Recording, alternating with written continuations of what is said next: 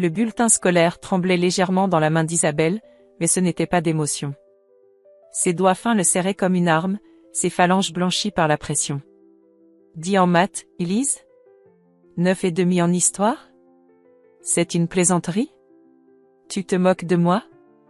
Sa voix, habituellement mielleuse en public, était tranchante comme du verre brisé dans l'intimité du salon surchauffé. Le parfum capiteux de sa mère semblait soudain étouffant à Élise, une fragrance de luxe masquant mal une cruauté glaciale. Élise, 17 ans, se tenait droite, malgré l'envie furieuse de se recroqueviller. Ce ne sont pas des notes catastrophiques, maman. J'ai eu la moyenne partout ailleurs, j'ai même progressé en... La moyenne?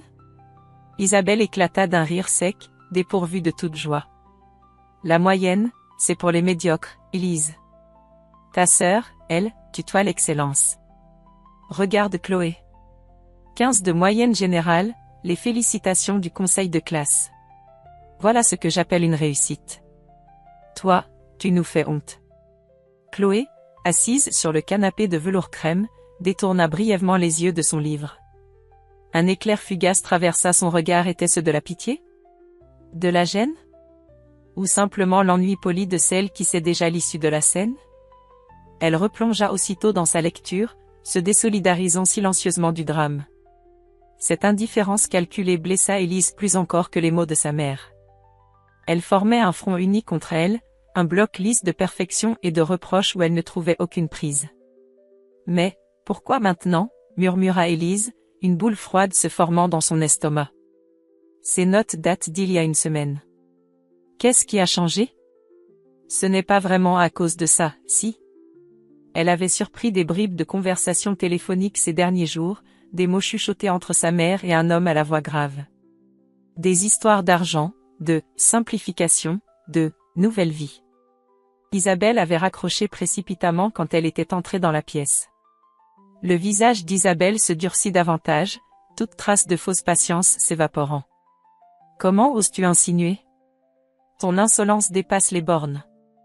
Tes résultats sont le reflet de ton attitude, paresseuse, désinvolte, ingrate. J'ai assez supporté. J'ai tout essayé avec toi, mais tu es un cas désespéré. Elle fit un geste vers la porte d'entrée. Prends tes affaires. Quelques vêtements, l'essentiel. Tu ne peux plus rester ici. Le choc pétrifia Élise une seconde. Me mettre à la porte? Mais, où irais-je? Je n'ai que 17 ans. C'est illégal. Illégal, répéta Isabelle avec un mépris souverain. Ce qui est illégal, c'est de voir une fille de ton âge gaspiller les sacrifices que je fais pour vous deux. Dehors. Je ne veux plus te voir. Ta présence perturbe l'équilibre de cette maison. Chloé a besoin de sérénité pour préparer ses concours. Toi, tu es un poids mort. Chaque mot était un coup de poignard précis, visant juste. Les larmes montèrent aux yeux d'Élise, mais une colère sourde les empêcha de couler. Elle voyait clair, soudain. Les notes n'étaient qu'un prétexte commode, une façade pour une décision déjà prise, motivée par des raisons qu'on lui cachait. L'injustice était si flagrante, si brutale, qu'elle en eut le souffle coupé. Elle jeta un dernier regard suppliant vers Chloé, qui refusait obstinément de croiser ses yeux, le nez toujours plongé dans son livre. Aucune aide ne viendrait de ce côté. Elle était seule. Sans un mot de plus, Élise monta dans sa chambre, le cœur battant la chamade.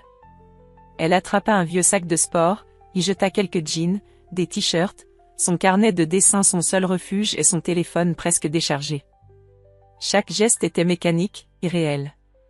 En redescendant, Isabelle l'attendait près de la porte, déjà ouverte sur la nuit fraîche d'octobre. Elle lui tendit un billet de 50 €.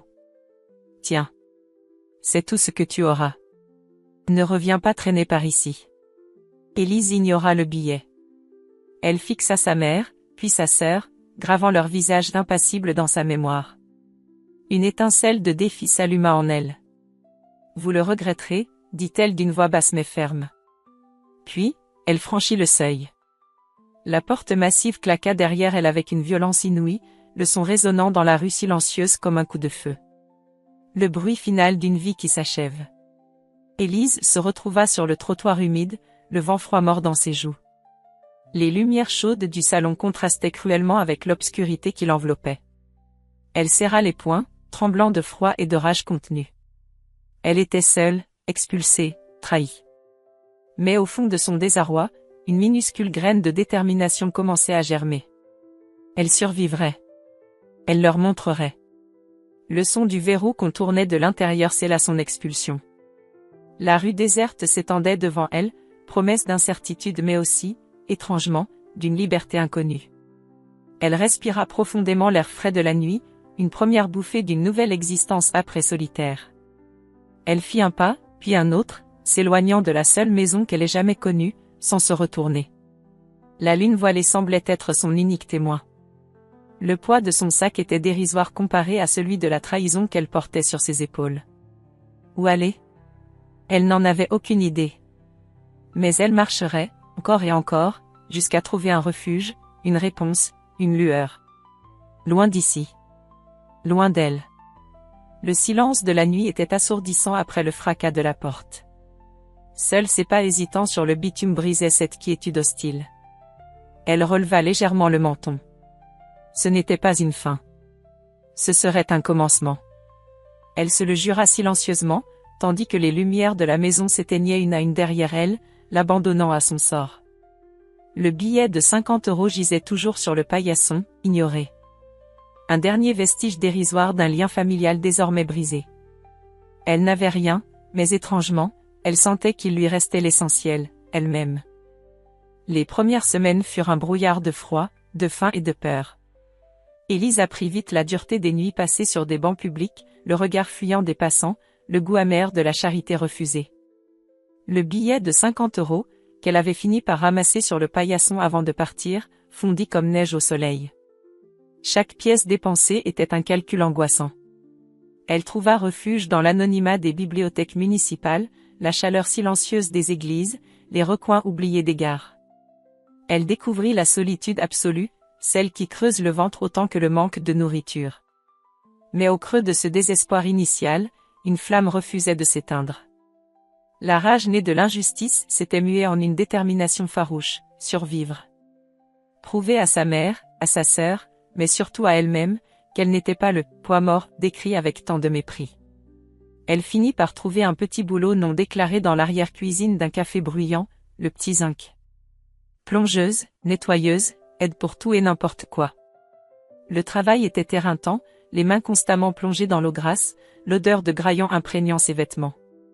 Mais Madame Sylvie, la patronne bourrue au cœur tendre, lui glissait parfois un repas chaud et fermait les yeux sur ses retards occasionnels. Surtout, ce travail lui permit de louer une chambre minuscule dans un foyer de jeunes travailleurs, un espace impersonnel mais sûr, un lit qui était enfin le sien. Ce fut sa première victoire tangible contre l'adversité. C'est au parc voisin du foyer, pendant une rare pause déjeuner, qu'elle rencontra Marc. Assis sur un banc non loin, il dessinait dans un grand carnet usé, le regard concentré, un sourire léger flottant sur ses lèvres. Il croquait avec une rapidité déconcertante les pigeons qui se chamaillaient, les enfants qui jouaient, la vie qui s'écoulait autour de lui. Intriguée, Élise s'était approchée timidement. Il leva les yeux, des yeux vifs et curieux, sans la moindre trace de jugement. « Vous aimez dessiner ?» lui lança-t-il simplement, remarquant le vieux carnet qu'elle tenait serré contre elle. Ce fut le début d'une conversation simple, sans faux-semblant. Marc était étudiant aux Beaux-Arts, jonglant entre les cours, des petits boulots et sa passion dévorante pour le dessin. Il parlait de lumière, de forme, de la beauté cachée dans les détails du quotidien avec une ferveur communicative. Il ne lui posa pas de questions sur son passé, semblant accepter sa présence discrète et sa réserve naturelle. Il commenta ses propres esquisses, lui montra comment capturer un mouvement, une expression. Il vit les quelques dessins qu'Élise avait faits dans son carnet, des silhouettes sombres, des visages tourmentés, mais aussi une précision inattendue dans les lignes, une sensibilité brute. « Tu as quelque chose, tu sais ? Une vraie façon de voir, lui dit-il un jour, sérieusement. Ces mots furent comme un baume sur ses blessures invisibles. Encouragée, Élise se remit à dessiner plus régulièrement, non plus seulement pour exorciser sa peine, mais pour capturer les éclats de vie autour d'elle, les mains ridées de Madame Sylvie préparant le café, le vol rapide d'un oiseau, le sourire édenté d'un vieil homme du quartier. Son trait gagna en assurance, en lumière. Marc devint un ami, un confident prudent, leur complicité grandissant au fil des semaines. Il lui apporta un jour des crayons de meilleure qualité, trouvés au marché aux puces, dit-il avec un clin d'œil. Il ne savait rien de sa famille, rien de l'expulsion, rien d'un quelconque héritage. Il voyait juste Élise, la jeune femme résiliente, observatrice, dotée d'un talent qui ne demandait qu'à éclore. Et pour la première fois depuis longtemps, Élise se sentit vue pour ce qu'elle était vraiment. 6 mois passèrent ainsi, tissés de travail harassant, de petites joies simples, de la découverte de sa propre force et de cette amitié naissante qui colorait un quotidien autrement gris. Elle avait trouvé un équilibre précaire mais réel. Elle gérait son maigre budget, suivait quelques cours du soir en ligne pour ne pas perdre pied scolairement, et son carnet de dessin se remplissait de croquis de plus en plus maîtrisés. Elle commençait à peine à envisager un avenir, peut-être modeste, mais où elle aurait sa place, construite de ses propres mains. Un soir de printemps, alors qu'elle rentrait du café, épuisée mais satisfaite d'avoir terminé une nouvelle illustration pour elle-même, elle trouva une lettre glissée sous la porte de sa chambre au foyer. L'enveloppe était épaisse, d'un blanc crème officiel, contrastant violemment avec le lino usé du couloir. L'adresse était tapée à la machine, précise, sans erreur. Son nom et l'adresse du foyer. Pas d'expéditeur visible au recto. Curieuse, elle la retourna. Dans le coin supérieur gauche, imprimé en lettres noires discrètes mais autoritaires, Maître Antoine Dubois, notaire associé. Son cœur manqua un battement. Un notaire? Pourquoi un notaire lui écrirait-il? Elle n'avait aucun lien avec le monde juridique, aucune affaire en cours. Une vague d'appréhension la submergea. Était-ce lié à sa mère? Une mauvaise nouvelle? Elle resta là, debout dans le couloir faiblement éclairé, la lettre à la main, hésitant à briser le sceau de ce message inattendu venu d'un monde qui n'était pas le sien. Le papier semblait lourd, chargé d'un poids qui dépassait son simple grammage. Que allait-elle découvrir à l'intérieur? Elle inspira profondément, le bruit de l'enveloppe qu'elle commençait à décacheter résonnant étrangement dans le silence. La lettre du notaire était brève, formelle.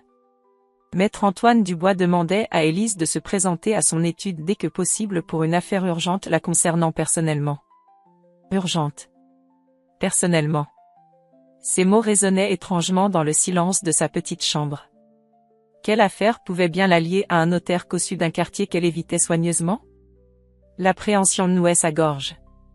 Elle passa une nuit agitée, échafaudant des scénarios tous plus improbables les uns que les autres.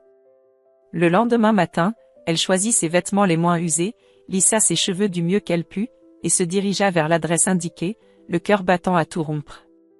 L'étude de Maître Dubois contrastait violemment avec son quotidien. Boiserie sombre, tapis épais étouffant le bruit des pas, une odeur de cire et de vieux papier. Un silence feutré, presque intimidant. Elle se sentit terriblement déplacée dans son jean fatigué et son simple t-shirt. Une secrétaire au chignon impeccable la fit patienter quelques minutes dans un salon d'attente au fauteuil de cuir, avant de l'introduire dans le bureau du notaire. Maître Dubois, un homme d'une 60aine d'années aux cheveux gris-argent et au regard pénétrant mais bienveillant, se leva pour l'accueillir. Il lui serra la main et l'invita à s'asseoir en face de son large bureau d'acajou.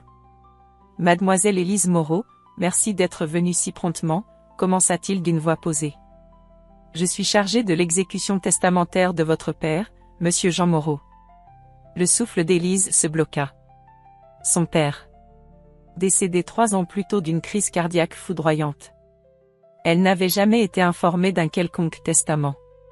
Sa mère avait toujours affirmé qu'il n'avait rien laissé, ou si peu. Mon père? Mais, ma mère s'est occupée de tout, je crois. Elle disait qu'il n'y avait pas grand-chose. Balbutia Élise, confuse. Maître Dubois eut un léger toussotement. Votre père m'avait contacté quelques mois avant son décès. Il avait pris des dispositions spécifiques, en toute discrétion. Il souhaitait que certaines informations ne vous soient communiquées qu'à votre majorité, ou dans des circonstances particulières qu'il avait définies. Votre situation actuelle, dont il semble avoir eu une certaine prescience, correspond à ces circonstances. Il ouvrit un dossier posé devant lui. Mademoiselle Moreau, votre père vous a désigné comme son unique légataire universel. Élise le fixa, incrédule. Unique, légataire? Qu'est-ce que ça veut dire? Cela signifie, expliqua le notaire avec patience, que l'intégralité de son patrimoine vous revient. Après règlement des droits et diverses formalités, cela représente une somme d'environ 2 millions d'euros. 2 millions. Le chiffre flotta dans l'air, irréel. Élise sentit le sol se dérober sous ses pieds. Un vertige la saisit. 2 millions d'euros? Pour elle? La plongeuse du petit zinc, la fille mise à la porte pour de prétendues mauvaises notes? C'était impossible. Un rêve absurde. Mais, ma mère? Ma sœur? Elles n'ont rien?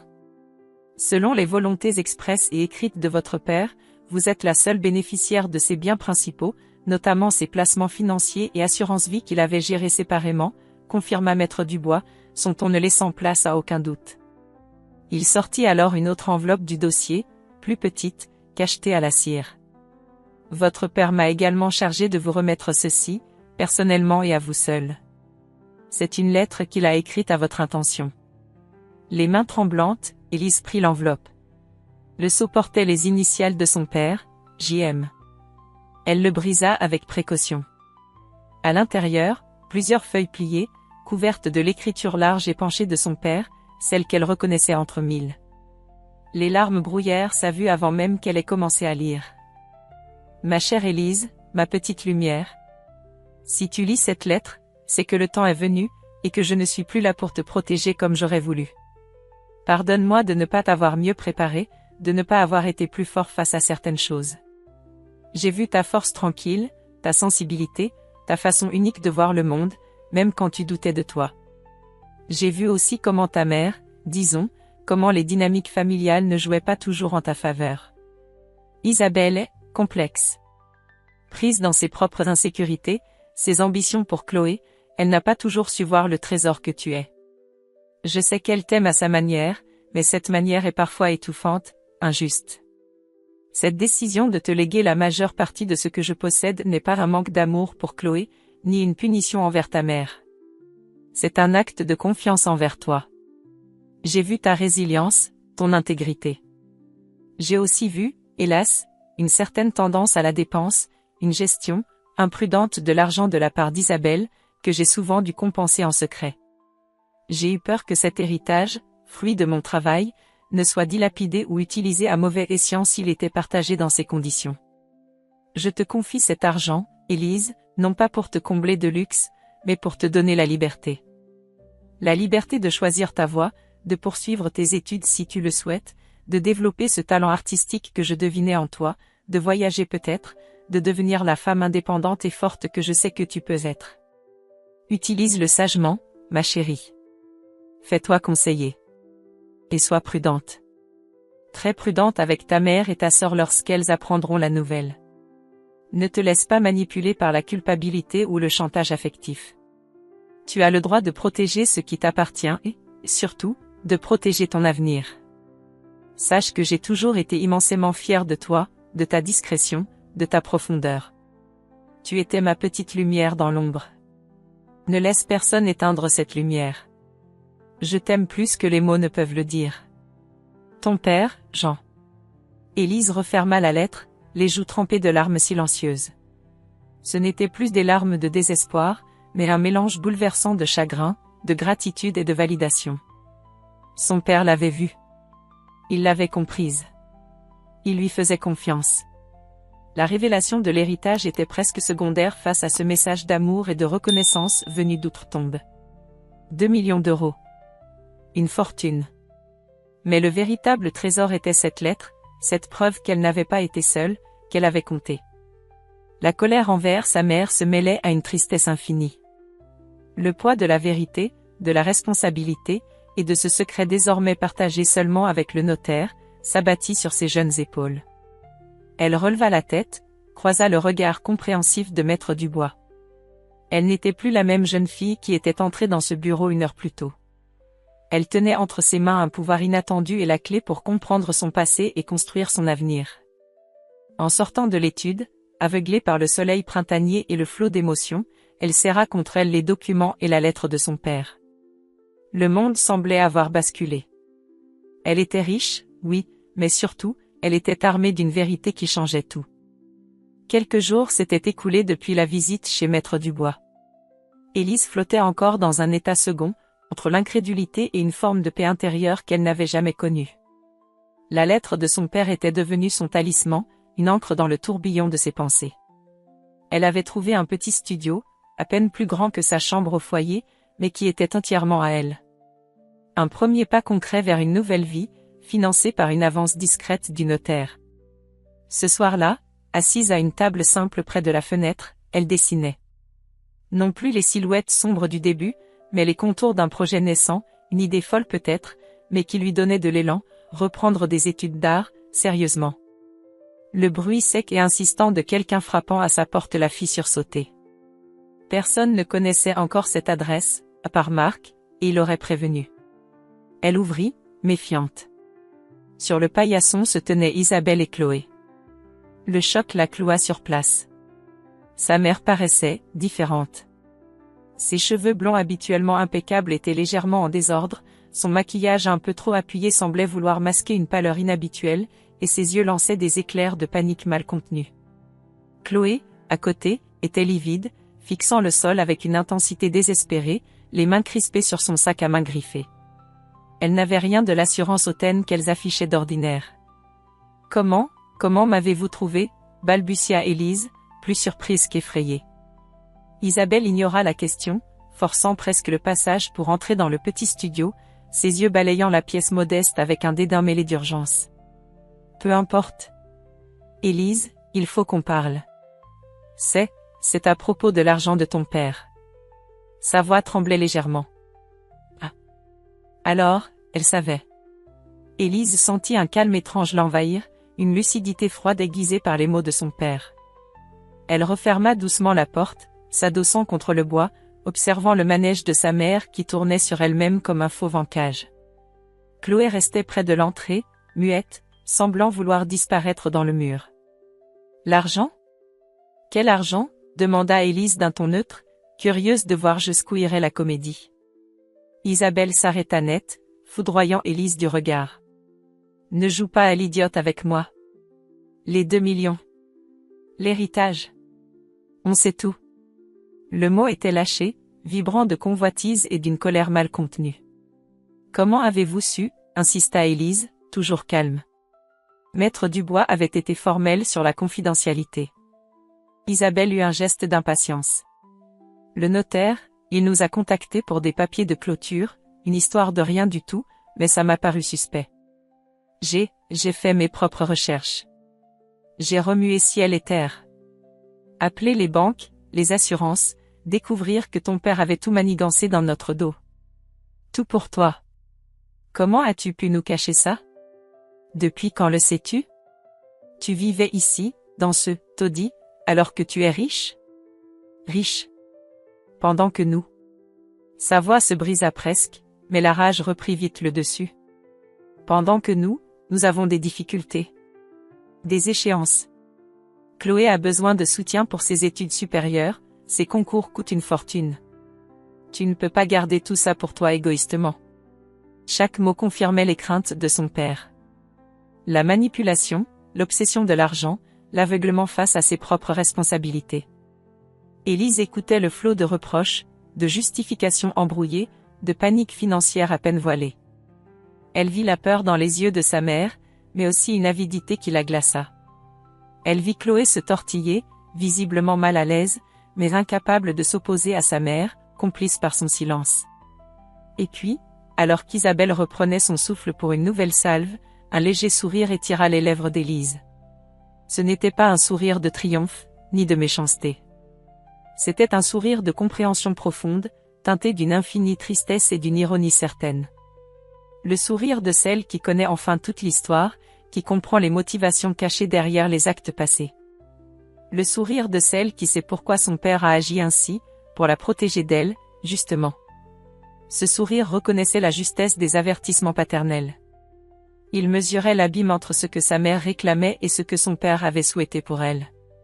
Ce sourire tenait tête à la panique maternelle, opposant une sérénité nouvelle, presque déconcertante. Isabelle s'interrompit, décontenancée par ce sourire énigmatique. Elle s'attendait à des cris, des pleurs, une négociation peut-être, mais pas à ce calme souverain, à cette lueur amusée et distante dans le regard de la fille qu'elle avait toujours considérée comme faible et influençable. La fureur monta en elle, chassant la peur. Son visage se congestionna. « Arrête de sourire comme ça, espèce d'idiote », hurla-t-elle, perdant tout contrôle. « Cet argent nous revient aussi. Il est hors de question que tu gardes tout. Donne-nous ton argent. Donne-le-nous, tu entends? C'est ton devoir. » L'écho de sa voix criarde se répercuta contre les murs nus du petit studio. Chloé ferma les yeux, comme pour s'extraire de la scène. Élise, elle, ne sia pas. Son sourire persista, une courbe légère mais infranchissable. Elle resta silencieuse, laissant la demande hystérique de sa mère flotter dans l'air chargé de tension. Le pouvoir venait de changer de camp, et le silence d'Élise était plus assourdissant que tous les cris d'Isabelle. La confrontation venait d'atteindre son paroxysme, suspendue à la prochaine parole, au prochain geste d'Élise, qui tenait désormais toutes les cartes en main. Le regard paniqué d'Isabelle cherchait une faille dans le calme de sa fille, sans succès. Le silence s'étira, lourd de non-dits et d'attentes fébriles. Que déciderait Élise? Le silence qui suivit le départ fracassant d'Isabelle et d'une Chloé muette et fuyante fut presque douloureux. Élise resta longtemps immobile, adossée à la porte, le sourire évanoui, remplacé par une expression de fatigue intense.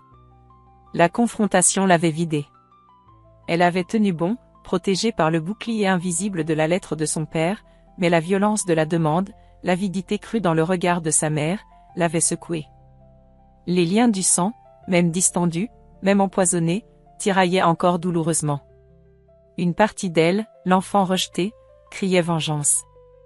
Une autre, façonnée par des années de culpabilisation, murmurait qu'elle leur devait bien quelque chose. Mais la voix la plus forte, désormais, était celle de son père, résonnant à travers ses mots écrits, « Sois prudente. Ne te laisse pas manipuler. Protège ton avenir. » Elle s'assit sur le bord de son lit, la tête entre les mains. Que faire? Leur claquer la porte au nez définitivement? Céder une partie de l'argent pour acheter une paix improbable? La lettre de son père mentionnait l'imprudence financière d'Isabelle. Donner sans condition reviendrait à jeter l'argent par les fenêtres, à trahir la confiance de celui qui avait voulu la protéger. Mais ignorer leur détresse, si elle était réelle, lui laissait un goût amer. Elle pensa à Chloé, à son visage fermé, à sa lâcheté silencieuse. Était-elle seulement une marionnette, ou une complice consentante? Le besoin de parler à quelqu'un devint impérieux. Elle composa le numéro de Marc. Elle ne lui raconta pas tout, pas les chiffres astronomiques, mais l'essentiel, l'héritage inattendu, la réapparition de sa mère et de sa sœur, leur exigence agressive. La réaction de Marc fut simple, directe, et incroyablement réconfortante. « Élise, cet argent, c'est à toi. Ton père te l'a confié à toi. Tu ne leur dois rien, surtout après ce qu'elles t'ont fait subir. Pense à toi d'abord. Qu'est-ce que tu veux faire? » Sa voix calme, son soutien inconditionnel sans connaître l'ampleur de la somme, renforcèrent la résolution naissante d'Élise. Il avait raison. C'était sa vie, sa liberté que son père avait voulu lui offrir. Le lendemain, elle retourna voir Maître Dubois. Plus assurée, cette fois. Elle lui expliqua la visite de sa mère et sa demande. Le notaire l'écouta attentivement. Votre père avait anticipé ce genre de situation, mademoiselle. Les fonds sont sécurisés. Nous pouvons mettre en place des structures, des fiducies, pour protéger le capital et vous assurer des revenus réguliers, à l'abri de toute pression extérieure. Il est essentiel que vous preniez le temps de la réflexion et que vous soyez accompagné par des conseillers financiers compétents. Il lui fournit les coordonnées d'un gestionnaire de patrimoine réputé et discret. Élise se sentit soulagée. Des professionnels allaient l'aider à gérer cet aspect vertigineux. Elle prit une première décision concrète. Une partie de l'argent serait immédiatement mise de côté pour financer ses études d'art et assurer son indépendance matérielle pour les années à venir. C'était non négociable. C'était pour elle, pour son avenir, comme son père l'avait souhaité. Quelques jours plus tard, alors qu'elle sortait de son premier rendez-vous avec le conseiller financier, son téléphone vibra. Un message de Chloé. Élise, je suis désolée pour l'autre soir. Maman est hors d'elle. Elle a des dettes, je crois.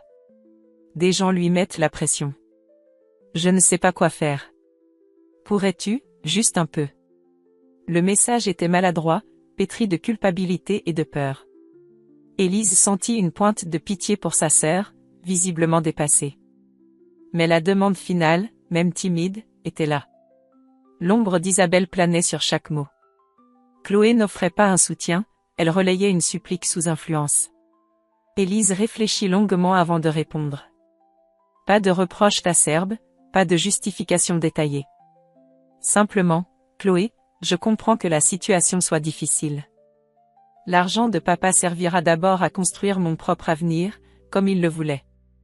Toute aide éventuelle pour toi ou maman sera soumise à des conditions très strictes et dépendra de changements réels de votre part. Je ne céderai à aucune pression. Prends soin de toi. C'était ferme, clair, sans être totalement fermé. Elle posait ses limites. Elle relut le message avant de l'envoyer. Oui, c'était juste. C'était aligné avec la volonté de son père et son propre besoin de se protéger. Elle ne serait pas leur bouée de sauvetage inconditionnel. Elle ne deviendrait pas celle qui répare les erreurs des autres à ses dépens. La liberté que son père lui avait offerte avait un prix, celui de faire des choix difficiles, de tracer sa propre voie, même si cela impliquait de maintenir à distance ceux qui l'avaient blessé. Ce soir-là, en reprenant ses crayons, Élise sentit un poids s'alléger. La confusion laissait place à une détermination tranquille. Elle savait ce qu'elle devait faire. D'abord, se construire. Ensuite, peut-être, tendre une main prudente, mais seulement si les conditions étaient réunies. Elle informa Maître Dubois de sa décision de principe concernant sa famille et de sa volonté de prioriser son projet d'études. Elle se sentait enfin prête à prendre les rênes, non seulement de sa fortune, mais de sa vie. La jeune fille effrayée et seule sur le trottoir 6 mois plus tôt avait laissé place à une jeune femme consciente de sa valeur et de son pouvoir, une jeune femme qui commençait, enfin, à écrire son propre avenir. Le chemin serait sans doute encore semé d'embûches, mais elle ne se sentait plus victime des circonstances. Elle était l'héritière, non seulement d'une fortune, mais surtout de la confiance de son père. Et elle comptait bien s'en montrer digne. 2 ans avaient glissé sur le fil du temps, emportant avec eux les fantômes du passé et laissant place à une lumière nouvelle. Dans l'atelier baigné de soleil de l'école des beaux-arts, Élise ajustait une dernière touche à sa sculpture, une forme abstraite mêlant bois flotté et métal recyclé, évoquant à la fois la fragilité et la force. Ses gestes étaient précis, assurés. Son regard, autrefois voilé d'incertitude, brillait maintenant d'une concentration passionnée. Elle avait trouvé sa voie. L'art était devenu son langage, le prolongement de cette résilience qu'elle avait découverte en elle lors des mois sombres. L'héritage de son père avait été le catalyseur, l'outil qui lui avait permis de briser les chaînes d'un destin qui semblait tout tracé. Mais c'était sa propre volonté, sa détermination forgée dans l'épreuve, qui avait sculpté cet avenir. Conformément à ses décisions prises après la confrontation, elle avait avancé avec une prudence et une fermeté nouvelles. Les relations avec sa famille s'étaient redéfinies, non sans heurts. Chloé, après plusieurs mois de silence et une conversation téléphonique hésitante mais sincère où elle avait exprimé des remords pour sa passivité et admis la pression maternelle, avait reçu une aide d'Élise pour démarrer ses études d'infirmière. Une aide conditionnée au fait qu'elle travaille à mi-temps pour payer une partie de ses frais et qu'elle vive indépendamment. Les contacts restaient rares, empreints d'une certaine distance, mais une forme de respect mutuel fragile s'était installée. Chloé apprenait, à son rythme, à se défaire de l'emprise maternelle. Quant à Isabelle, elle avait d'abord refusé avec véhémence les conditions posées par Élise via Maître Dubois. Aucune somme d'argent conséquente ne serait versée sans un suivi thérapeutique et un plan de désendettement contrôlé. Face au mur, et sans doute acculée par ses créanciers, elle avait fini par accepter une aide minimale, gérée par un tiers, couvrant à peine ses besoins essentiels. Élise savait qu'un long chemin restait à parcourir pour sa mère, si tant est qu'elle le veuille vraiment. Elle avait fait le choix difficile de la compassion encadrée, protégeant farouchement sa propre sécurité émotionnelle et financière, comme son père l'aurait voulu. Il n'y avait pas eu de réconciliation miracle, mais une clarification nécessaire, des limites établies pour que chacun assume ses responsabilités. Une partie de l'héritage dormait, sagement placée, gérée par des conseillers avisés. Une autre avait permis à Élise de voyager un peu, notamment en Italie, sur les traces d'un voyage que son père avait adoré et dont il lui parlait enfant. Une autre encore finançait discrètement une bourse d'aide au matériel pour de jeunes artistes précaires via une association, un geste anonyme qui lui tenait à cœur. Elle ne voulait pas que l'argent l'isole, mais qu'il lui permette de créer, de vivre, et peut-être, de rendre un peu de la lumière qu'elle avait reçue. Marc était là, à ses côtés. Leur relation s'était épanouie naturellement, solide, ancrée dans une admiration mutuelle et une compréhension profonde. Il était son plus fervent supporter, son critique le plus honnête, son ancre dans la réalité quand les doutes la rattrapaient parfois. L'argent n'avait jamais été un sujet tabou, mais il n'était pas non plus le centre de leur monde. Ils partageaient un amour de l'art, des rires simples, des projets d'avenir où leurs chemins s'entremêlaient sans se confondre. Il l'avait aimée démunie, il l'aimait aujourd'hui épanouie, pour la femme qu'elle était devenue, pas pour le solde de son compte en banque. Ce soir-là, ils marchaient main dans la main le long des quais de Seine, la lumière dorée du soleil couchant embrasant les façades parisiennes. Élise s'arrêta, contemplant le fleuve scintillant. Un sentiment de paix profonde l'envahit. Le chemin avait été ardu, marqué par la trahison, la solitude, les choix déchirants. Mais chaque étape l'avait construite. Elle repensa à la jeune fille de 17 ans, chassée dans la nuit, terrifiée et seule. Elle lui aurait murmuré à l'oreille, « Tiens bon. Tu es plus forte que tu ne le crois. La lumière reviendra. » Marc passa un bras autour de ses épaules. « À quoi tu penses ?» Elle se tourna vers lui, un sourire serein illuminant son visage. Ce n'était plus le sourire énigmatique et défensif de la confrontation, ni le sourire timide des premiers temps. C'était le sourire plein et entier d'une femme qui avait trouvé sa place, qui avait transformé ses cicatrices en force. « Je pense, dit-elle doucement, que mon père serait fier. Et que l'avenir est une toile blanche qui attend d'être peinte. Et j'ai hâte de commencer. » Il l'embrassa tendrement, un baiser qui scellait les promesses d'un futur partagé, construit sur la vérité, le respect et l'amour. En se détachant, le regard d'Élise pétillait d'une joie tranquille et d'une confiance inébranlable. L'héritage lui avait donné des ailes, mais c'était elle, et elle seule, qui avait appris à voler. La nuit tombait doucement sur Paris, mais pour Élise, l'aube ne faisait que commencer. Son avenir était là, vibrant de possibilités, une page blanche offerte à son talent et à son cœur enfin libre. Elle était prête. Prête à écrire la suite, son histoire, avec les couleurs éclatantes de la vie qu'elle s'était choisie.